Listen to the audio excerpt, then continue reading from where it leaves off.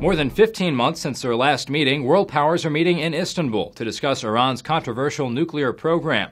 But unlike the previous meeting, leaders seem surprised. Why? The BBC reports talks seem to be going well. We think it was a constructive atmosphere this morning, shows that things are better. So we're pretty satisfied with the way things went this morning.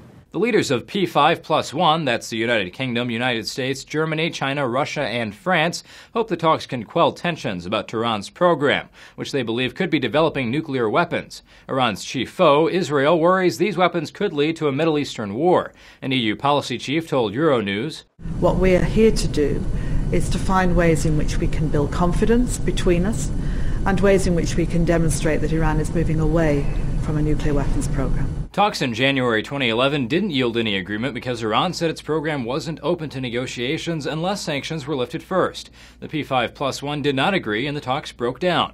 As the Sydney Morning Herald reports, these talks are, quote, progressing well, but reaching a deal might be unlikely. Diplomats said they did not expect an immediate deal, but they hoped the talks would open a path toward a diplomatic resolution of the Iranian nuclear crisis and avert the threat of a new war in the Middle East. Not everyone believes these talks will yield much progress. One political scientist said in an interview with Al Jazeera that even though Iran might be forced to give up its nuclear sites, it could still be a dangerous force. In few weeks' time, in few months' time, Iran will resume her nuclear programming from zero somewhere else. Fareed Zakaria wrote in the Washington Post that the U.S. and its other allies should proceed with caution with the Iranians. But if Iran does make concessions, the United States would have to accept them and relax some sanctions. And this is where the second important group, the Republicans in Washington, could be an obstacle.